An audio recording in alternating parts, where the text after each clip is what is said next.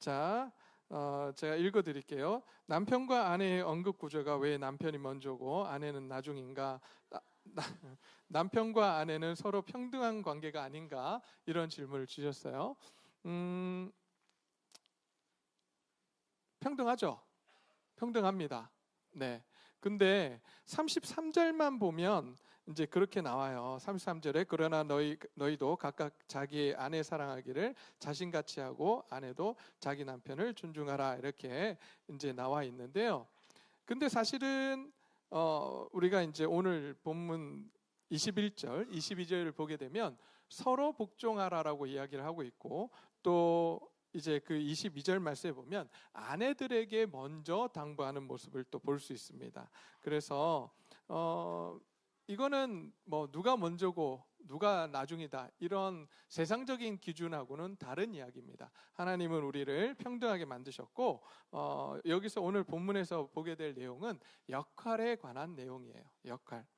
자, 그래서 이게 평등하고 평등하지 않은 그런 이야기는 아니다 이렇게 말씀을 드리고요. 32절 말씀에 비밀을 앞에 말씀하고 있는데 그 비밀이 왜 큰 건가요? 라고 질문을 주었어요. 이제 여기서 비밀이라고 하는 것을 뭐 때문에 비밀이라고 하냐면 남편과 아내가 합하여 그 둘이 한 육체가 된다. 한 육체가 된다라고 하는 이 사실 때문에 큰 비밀이라고 이야기를 합니다. 여러분 이거는 비밀이에요. 두 사람이 어떻게 한 사람이 될 수 있어요? 그죠? 또 뿐만 아니라 여기 있는 여러 우리 성도님들을 합해서 하나님께서는 한 몸이라고 이야기하십니다. 교회를 한 몸이라고 이야기하시거든요. 이거는 물리학적으로 뭐 어떻게 생물학적으로 봐도 이거는 있을 수 없는 이야기예요. 그런데 예수님께서는 또 한 몸, 혹은 또 이제 여기서 이야기한 같이 또 한 육체라고 표현을 하고 계시는 거예요. 그렇다면 이거는 비밀일 수밖에 없습니다. 우리의 이성으로는 알 수 없는 큰 비밀임을 이야기하고 계시는 거고요. 또 이제 세 번째 질문은 남편을 머리로 비유하고 아내를 몸에 비유한 이유가 무엇인가? 좀 이따 나누겠지만 여러분 아까도 말씀을 드렸지만 역할이 다른 거예요. 머리가 하는 일이 있고 또 몸이 하는 일이 따로 있잖아요. 그러니까 역할이 다른 거지 머리니까 더 존귀함을 받고 몸이니까 덜 존중받고 이런 이야기를 하는 것이 아닙니다. 그래서 우리가 이 부분을 좀 이해를 하고 오늘 본문을 이야기하도록 하겠습니다. 여러분 이제 5월부터 시작해서 오늘까지 계속해서 깨어진 과정에 대해서 깨어진 관계에 대해서 이야기를 하고 또 이제 그 관계를 회복하기 위해서 우리가 어떻게 해야 하는가에 대해서 계속해서 나누고 있습니다. 여러분 성경은 인간을 어떤 존재라고 이야기하고 있습니까? 혹시 기억이 나십니까? 성경이 하나님이 우리 인간을 뭐라고 말씀하셨어요? 창세기 1장에 보니까 하나님의 형상으로 지었다라고 말씀을 하셨죠. 하나님의 형상으로 지었다라고 하는 것은 존귀한 존재라고 이야기하시는 거예요. 근데 남자를 존귀하게 만들고 여자를 존귀하지 않게 만들고 이게 아니라 남자와 여자를 만드시되 하나님의 형상으로 우리의 형상으로 만드셨다라고 말씀하신단 말이에요. 그러면 우리의 형상으로 만들었다라고 하는 건 둘 다 소중하다는 말씀을 하고 계시는 거예요. 그래서 하나님의 형상은 두 가지. 첫 번째, 하나님의 속성을 가진 존재다라고 제가 말씀을 드렸습니다. 기억나십니까? 그래서 하나님의 속성은 뭐예요? 네, 지, 정, 의. 그래서 지혜 그리고 정, 그 감정, 그죠? 그 다음에 의지, 자유의지를 우리에게 주셨다라고 말씀을 드렸습니다. 두 번째 하나님의 형상은 하나님의 대리 통치자로서 왕 같은 존재라고 말씀을 드렸어요. 그래서 우리는 정말 소중한 존재다라고 말씀을 드렸습니다. 그런데 성경은 이렇게 소중한 존재라고 인간을 규정하면서 또 한 가지를 말합니다. 그게 창세기 2장에 나오는 말씀인데요. 하나님께서 인간을 무엇으로 지으셨죠? 혹시 흙으로, 그죠? 사탕 나중에 우리 아내한테 받아가세요. 네. 너무 잘했어요. 흙으로 지었어요. 여러분, 흙으로 지었다는 이 말을 다시 이야기하면 연약한 존재라는 거예요. 여러분, 왜 저는 가끔 그런 생각해 봤어요. 하나님이 왜 이렇게 흙으로 지어서 연약하게 만드셨나요? 여러분, 사자하고 싸워서 인간이 누가 이기나요? 삼손 빼고 누가 이깁니까? 맨손으로 싸워요. 누가 이깁니까? 당연히 사자가 이기죠. 상어하고 인간이 싸워서 누가 이깁니까? 당연히 상어가 이기죠. 코끼리하고 싸워도 인간이 이길 수 없어요.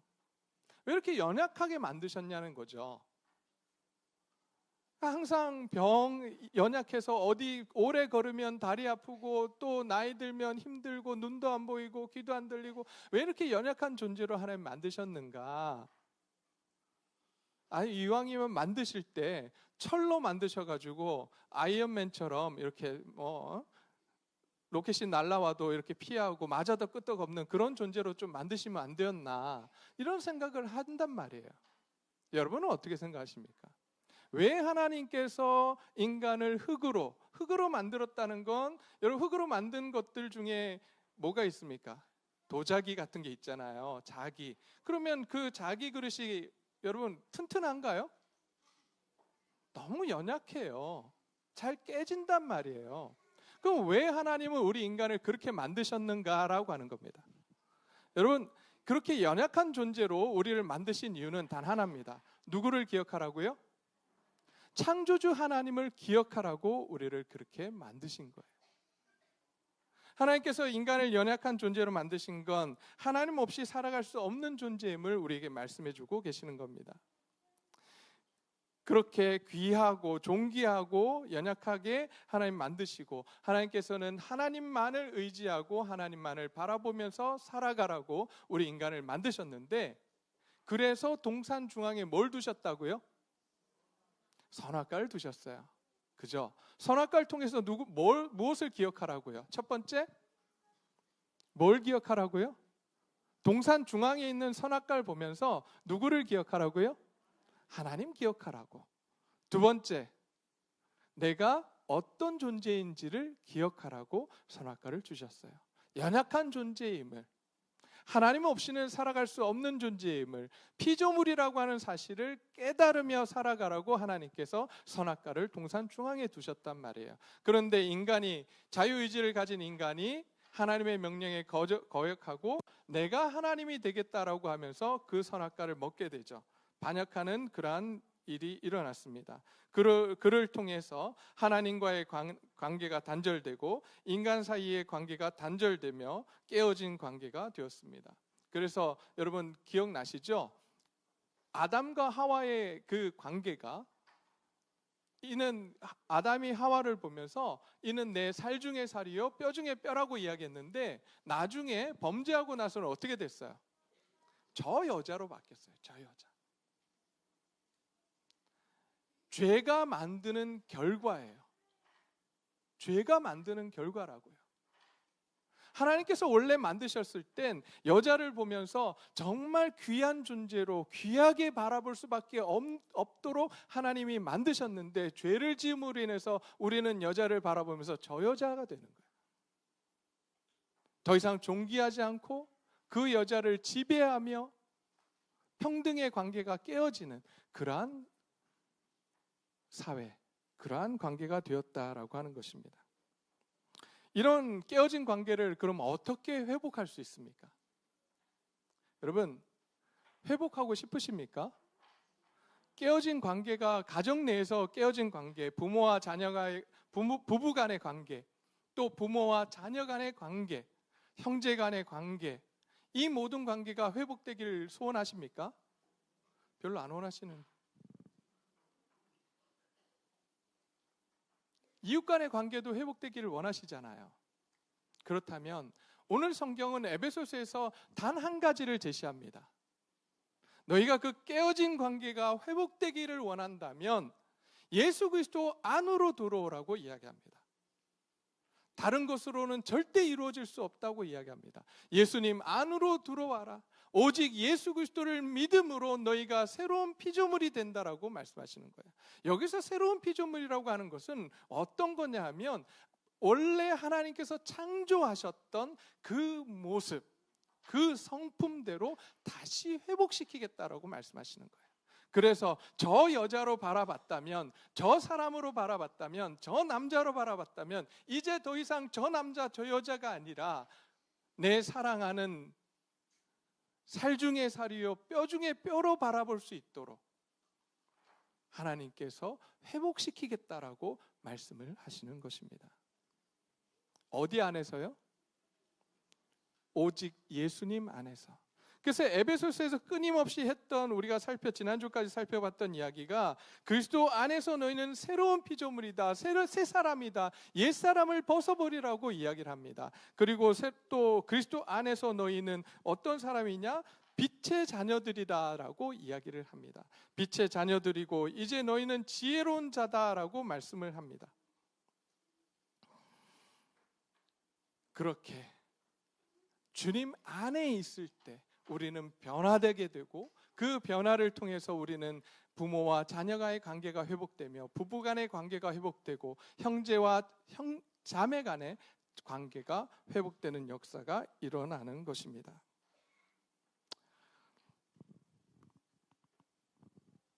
그런데 여러분, 이렇게 살아가는 삶, 그것은 지난주에 살펴보았던 마지막 부분에 있던 이 말씀으로 우리가 결론을 내릴 수 있을 것 같아요. 18절 말씀을 보니까 술 취하지 말라, 이는 방탕한 것이니 오직 성령의 충만함을 받으라라고 말씀을 합니다. 여러분, 왜 술 취하지 말라라고 할까요? 그리고 왜 성령의 충만함을 받으라고 이야기할까요? 다시 성령의 충만함을 받는다라고 하는 것은 막 손들고 막 찬양하고 막 이렇게, 그 왜 영상 보셨는지 모르겠지만 베니인이라고 하는 그 목사님이 계셨어요. 그 베니인 목사님은 막 손을 막 이러면 사람들이 막 뒤로 넘어져요. 넘어지고 막 경련을 일으키고, 그러면 성령을 받는 겁니까? 여기서 이야기하는 성령의 충만함을 받으라라고 이야기하는 건 우리가 이제 물건처럼 성령을 이해하기 때문이에요. 성령님은 인격적인 분이십니다. 그 성령의 충만함을 받으라고 하는 것은 성령님의 온전한 지배를 받아라, 성령님의 인도하심을 따라서 너희가 살아가라라고 지금 그렇게 말씀하시는 거예요. 근데 왜 술 취함과 성령의 충만함을 대조시키면서 술 취하지 말고 성령 충만함을 받으라라고 이야기하는 것일까요? 그럼 술 취하면 어떤 일이 일어납니까? 네? 술 취하면 어떤 일이 일어나요? 아니요. 네. 술 취하면 어떤 일이 일어나요? 내가 없어져요.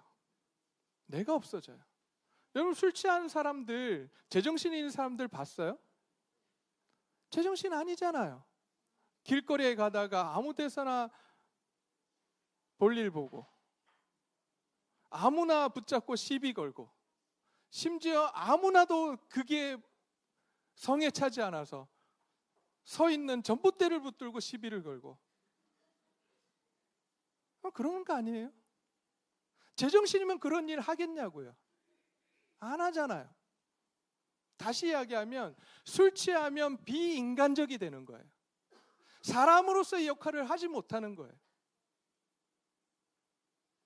그러기에 하나님께서, 오늘 사도 바울은 하나님께서 사도 바울을 통해서 하신 말씀을 술 취하지 말라, 그러면 너희가 비인간적이 된다, 그래서 사람을 사람답게 대하지 못한다는 거예요.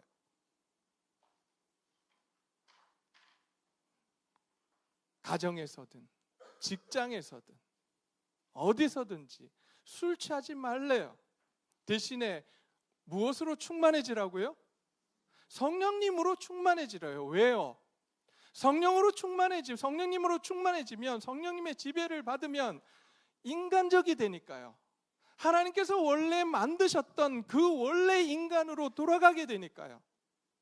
사람을 바라보면서 비인간적으로 바라보는 것이 아니라 그 한 사람을 바라보면서 그 안에 하나님의 형상을 바라볼 수 있게 하나님 만들어 주시니까요. 아름다운 그 형상을 볼 수 있도록 누가 역사하신다고요? 성령님께서. 그래서 성령님의 역사, 성령님의 충만함을 받으라라고 지금 말씀해 주고 있습니다. 그렇게 성령님께서 역사하시면 나타나는 현상들이 4가지가 있는데 19절 말씀에 이렇게 이야기합니다. 시와 찬송과 신령한 노래로 서로 화답한다고 그래요. 다 서로를 헐뜯고 서로를 비난하는 것이 아니라 서로 어떻게 되냐? 시와 찬송과 신령한 노래들로 서로 화답하게 된대요. 가정에서 이런 모습이 이루어지기를 간절히 소원합니다. 우리 교회에서 이런 모습들이 일어나기를 간절히 소원합니다. 뿐만 아니라 너희 마음으로 주께 노래하며 찬송하는 일들이 일어난대요. 거짓말하고 남 험담하고 그러는 것이 아니라 오히려 찬송하는, 주께 노래하는 이 역사들이 일어난다고 합니다. 뿐만 아니라 20절에 보니까 범사에 우리 주 예수 그리스도의 이름으로 항상 아버지 하나님께 감사하는 그러한 삶이 된다라고 말씀을 합니다. 마지막으로 그리스도를 경외함으로 피차 복종하게 된다라고 말씀을 해주고 있습니다. 성령 충만한 사람은 이렇게 4가지의 이 모습이 나타난다는 거예요. 오늘 이 자리에 계신 저와 여러분 모두가 성령님의 충만하심으로 옆 사람을 바라볼 때, 아니 내 가족을 바라볼 때, 내 직장 동료를 바라볼 때 정말 인간적으로 바라볼 수 있는 저와 여러분들이 되시기를 간절히 소원합니다. 여기서 이야기하는 제가 인간적으로라고 하는 이 단어를 오해하지 마세요. 세상에서 이야기하는 인간적으로라는 단어가 아니에요. 하나님께서 원래 만드셨던 그 존재대로 하나님의 형상을 바라볼 수 있게 해주신다는 거예요.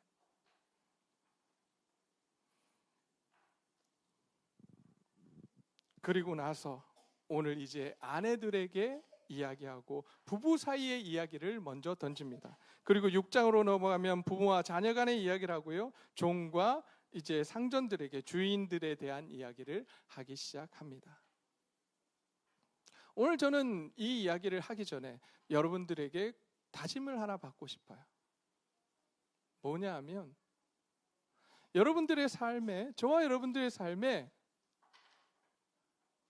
주인이 누구이십니까? 예수님이 주인이십니까? 예수님이 우리의 삶의 주인이 맞으십니까? 한 3분의 1만 아멘 하시고 나머지는 아멘 안 하시고, 그럼 저는 오늘 이 설교 못해요. 뒤에 나오는 오늘 본문의 말씀을 저는 못한다고요. 이 말씀은요, 누구에게 주어지는 거냐면 예수 그리스도를 구세주로 믿고 주님으로 믿고 따르는 자들에게 주어진 말씀이에요. 근데 오늘 우리가 주님으로, 예수 그리스도를 주님으로 영접하지 아니하고 구세주로 영접하지 않았다면, 인정하지 않는다면 오늘 이 말씀은 정말 받아들이기 힘든 말씀이에요. 다시 한번 묻겠습니다. 예수님을 나의 구세주, 나의 주인으로 믿으십니까? 네. 그렇다면 그 전제를 가지고 오늘 이 말씀을 함께 대하기를 소원합니다. 그 예수님께서 사도 바울을 통해서 이렇게 말씀하십니다. 그리스도를 경외함으로 피차 복종하라라고 말씀하십니다. 다시 이야기하면 피차 서로 섬기래요. 그런데 먼저 아내들에게 이렇게 말씀하십니다. 아내들이여 남편에게 복종하기를 죽게 하듯 하라. 그러니까 많은 아내들이 내가 평등하다면서요, 근데 왜 복종하래요? 라고 이야기를 합니다. 여기서 지금 이야기하는 이 복종이라고 하는 단어는 세상에서 이야기하는 그 복종과는 다른 이야기입니다. 여러분, 세상에서 이야기할 때 어떤 사람에게 어떤 사람에게 복종한다라고 했을 때 이 복종 관계, 이거는 권력 관계를 이야기를 해요. 그죠? 권력 관계를 이야기를 합니다. 권력이 있는 사람에게 권력이 없는 사람이 복종하고, 힘이 있는 자에게 힘 없는 자가 복종하고, 돈 있는 자에게 돈 없는 자가 복종하고, 우리는 그것을 떠올리기 때문에 지금 여기서 하나님께서 말씀하신 아내들이여 자기 남편에게 복종하기를 죽게 하듯 하라라고 하는 이 말씀으로 우리는 받아들이는 거예요. 근데 여기서 말하는 복종은 그런 복종이 아닙니다. 관계 속에서 이루어지는 이야기예요. 오늘 그래서 이렇게 말씀하십니다. 남편에게 복종하기를 누구에게 하듯 하라고요? 죽게 하듯 하라라고 이야기합니다. 여러분, 주님 앞에 여러분 복종하십니까? 별로 하고 싶지 않으신 모양이에요. 여러분, 예수님을 우리가 기도할 때 주님이라고 부르잖아요. 하나님을 향해서 주님이라고 부르잖아요. 그때부터 우리는 하나님의 종입니다. 근데 여러분, 왜 굳이 종으로 살려고 하십니까? 무엇 때문에요? 왜 주의 종으로 살려고 하십니까? 나는 자유인인데, 내 마음대로 살 수 있는데 왜 굳이 하나님의 종으로, 주의 종으로 살려고 하시냐고요. 무엇 때문에요? 무엇 때문에 그렇죠? 주님이 나를 위해서 십자가에서 친히 죽으셔서 나를 구원해 주셨기 때문에, 영원한 지옥에서, 죽음에서 나에게 새 생명을 주셨기 때문에, 그 은혜 때문에, 그 사랑 때문에 우리가 주의 종으로 살아가는 거 아닙니까? 그 은혜 때문에 그런 거예요. 그 은혜에 감사해서 우리 스스로 주의 종이 된 거예요. 세상에서 억누르기 때문에 복종하는 관계가 아니라 사랑하기 때문에 그 은혜에 감사해서 복종하는 관계가 되는 거예요. 오늘 부부의 관계도 그렇다라고 표현합니다. 남편들에게 하는 말씀을 볼까요? 남편들 25절 말씀입니다. 남편들아, 아내 사랑하기를 그리스도께서 교회를 사랑하시고 그 교회를 위하여 자신을 주심같이 하라. 그런 남편이니 그 남편에게 순종하라고 하는 거예요. 자기 자신을 다 들여서 사랑하는 그 남편이니 이제 그 남편을 위해서 그 남편의 이야기에 귀를 기울이고 섬기고 순종하라라고 지금 이야기를 하고 있는 겁니다.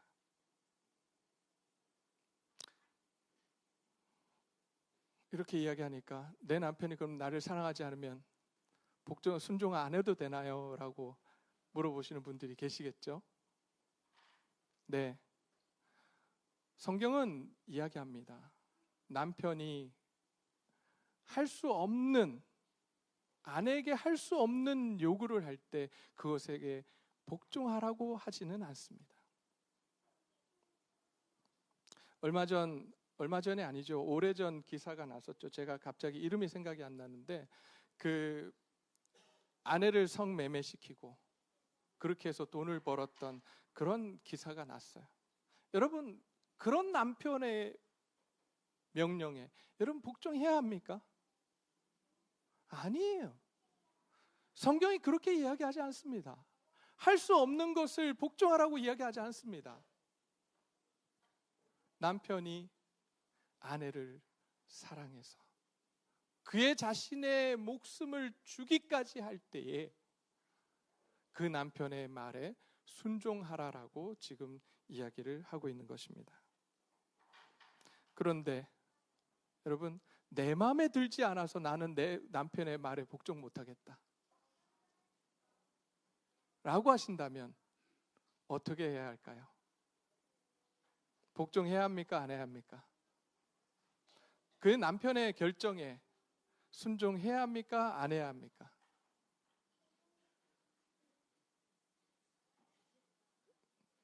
대답하기 힘드시죠? 왜요? 벌써 내 주관과 내 생각이 거기 들어가 있거든요. 주의 말씀하고 상관없어요.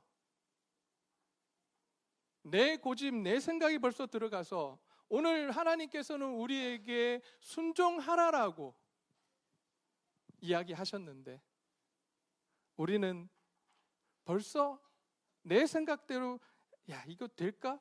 그럼 내가 손해볼 텐데 따지고 벌써 돌아요. 여러분, 그래서 제가 이 말씀을 전하기 전에 제가 여러분들에게 다시 한번 강조했던 이야기가 뭐예요? 예수님은 우리의 누구시라고요? 주인이십니다. 그 주인께서 오늘 우리에게 명령하세요. 아내들에게 명령하세요. 어떻게 하라고요? 남편에게 순종해라. 이렇게 말씀하고 있습니다. 그러면 아내들은 순종하고 남편들은 어떻게 하래요? 아내를 사랑해야 합니다. 또 어떻게 사랑하라고 말씀하세요? 주께서 교회를 사랑한 것인 것처럼. 주께서 교회를 어떻게 사랑하셨어요? 어떻게 사랑하셨죠? 자기 자신을 주시기까지. 그러면 저는 제 아내를 위해서 제 자신을 다 주었을까요? 안 주었을까요? 주었을까요? 안 주었을까요? 네, 못 줬어요 아직. 왜 못 줘요? 저도 여전히 내가 살아있거든요. 내 주관이 살아있고 그래서 내 아내를 위해서 내 모든 걸 희생하지 못합니다. 그러나 여러분, 주의 말씀이니까 그렇게 하려고 노력하는 것이 필요하지 않겠어요? 남편들이 아멘 하셔야 되는데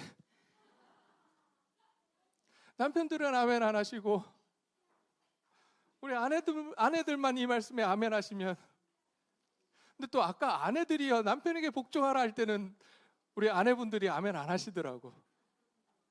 그때 또 남편분들이 아멘 하셨어야 됐는데.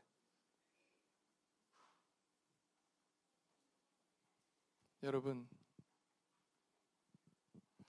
남편이 못나고 남편이 부족해 보이고 남편이 잘못된 결정을 내리는 것처럼 보일 때 여러분, 그럼 어떻게 하면 될까요? 아내 여러분, 어떻게 하면 좋겠습니까? 어떻게 하면 좋아요? 하나님은 순종하라고 하셨는데 그럼 어떻게 하면 좋겠습니까? 네? 어떻게 하면 좋을까요? 성가대 우리 어떻게 하면 좋습니까? 싸워요? 네? 안 들려요.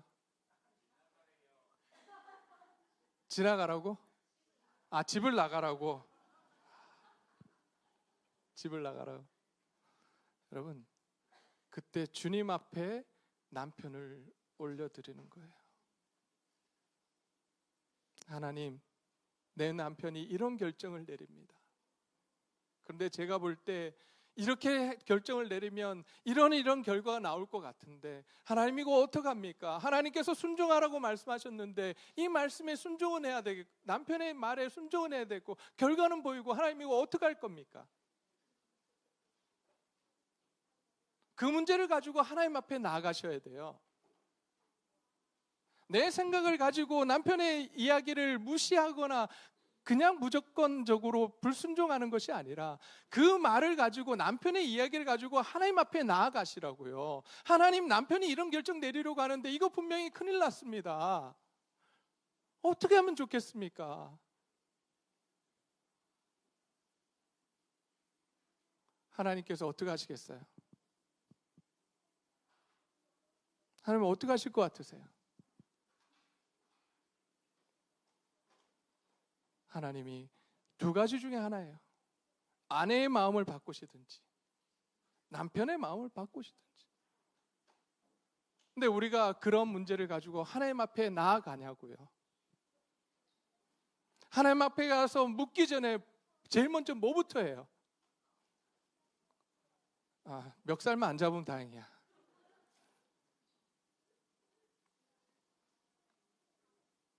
여러분, 이 문제는요, 아내에게만 있는 게 아닙니다.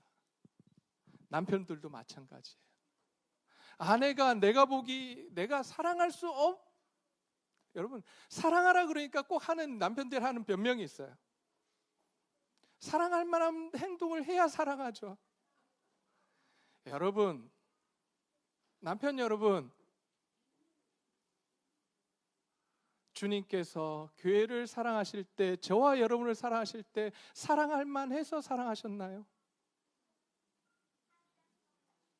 사랑할 만해서 사랑했냐고요. 그래서 사랑하셨다면 저는 사랑받을 만한 존재가 아닙니다. 그런데 무조건적으로 사랑해 주셨어요. 여러분, 저희 아내 앞으로 더 예뻐질 거예요. 제가 계속해서 사랑해 줄 거거든요.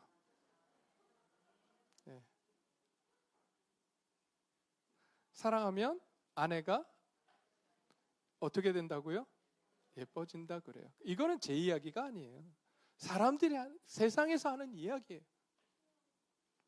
정말 그런지 안 그런지 한 1년 뒤에 한번 확인해 보시죠. 저는 여기 계신 모든 가정의 아내분들이 모두 다 지금도 예쁘시지만 더욱더 예뻐지시기를 소원합니다. 남편의 사랑으로, 남편들의 사랑으로 그렇게 예뻐지기를 간절히 소원합니다. 그러면서 마지막으로 다시 한번 이렇게 당부합니다. 앞에서 이야기했던 걸 다시 한번 33절에 이렇게 이야기합니다. 그러나 너희도 각각 자기의 아내 사랑하기를 자신같이 하고 아내도 자기 남편을 존경하라라고 말씀합니다. 여러분, 세상에서 이런 이야기를 합니다. 남자는 원래 태어날 때부터 뭐 받기 위해서 태어난 존재라고 이야기하는 줄 아세요? 인정받기 위해 태어난 존재라고 해요. 여자는요, 사랑받기 위해 태어난 존재라고 이야기합니다. 그런데 그 인정을 해주지 못해서, 남편의 길을 세워주지 못해서 집에만 가면 남편의 길을 깎아내리는 그러한 아내가 있다면 오늘 이 시간 주님 앞에서 회개하시기를 소원합니다. 제 아내 자랑을 하나 할까요? 오늘 또 많이 띄워주는데 제가 설교하고 제 설교에 대해서 못했다라고 이야기한 적이 한 번인가 있어요. 지금까지 설교 그렇게 못했어도 못했다는 이야기 한 번 안 해요. 잘했다고. 그게 남편 길을 살려주는 거예요. 다른 사람이 못했다 그래도 별 충격이 없습니다. 근데 제 아내가 못했다 그러면 정말 충격이요, 며칠을 가요. 우리 전사님 아내분들 절대 그러면 안 돼요. 그럴 리도 없겠지만 마찬가지. 여기 계신 아내분들, 남편이 밖에 나가서 일하고 돌아왔을 때 어떻게 해야 돼요? 칭찬해 주세요. 잘했다고. 내가 볼 때 저거밖에 못하나 싶어도 잘했다고 칭찬해 주세요. 그럼 남자들은 어떻게 하는 줄 아세요? 단순해요. 그렇냐고, 잘했냐고. 집에서 뭐 설거지 하나 조그만 거 하나 하면 잘했다고 칭찬해 주세요. 그럼 어떻게 할까요? 또 해요. 단순합니다.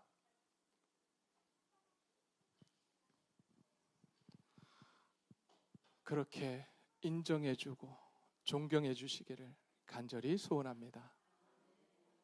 우리 남편분들, 저도 경상도 남자예요. 그거 꼭 말로 해야 하냐 이러고 살아요. 근데 저희 아버지 떠날 때요,